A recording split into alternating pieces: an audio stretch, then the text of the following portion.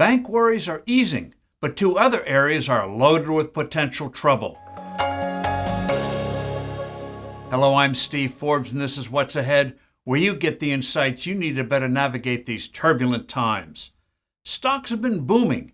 Fears of a crisis similar to 2008-2009, when the financial system almost went into cardiac arrest, are lessening. Hopes are rising that the Federal Reserve will soon stop boosting interest rates in its misbegotten pursuit of slowing the economy in the name of fighting inflation.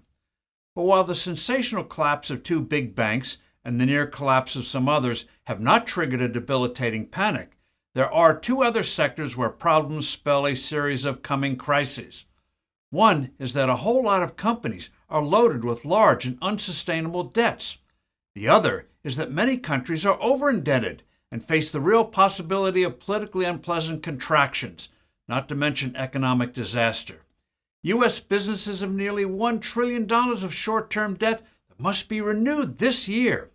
With interest rates rising, many of these entities don't have the cash flow to cope with the sudden, unexpected costs of servicing their obligations.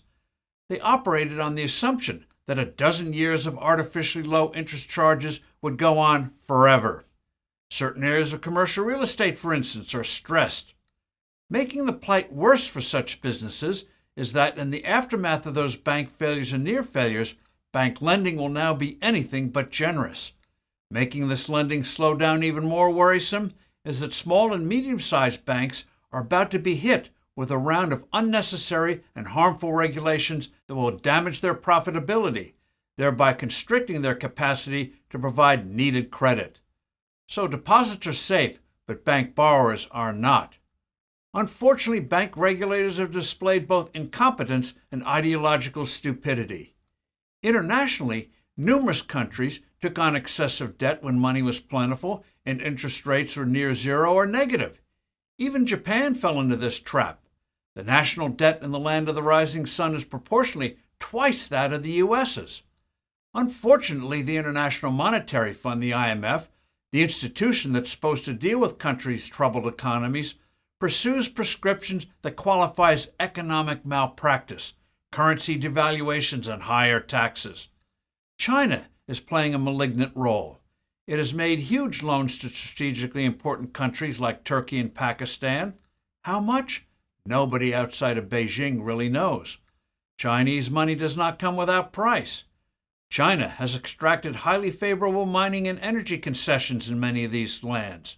Infrastructure projects are effectively under Chinese control. Delinquencies are treated with all the tenderness of brass-knuckled bill collectors.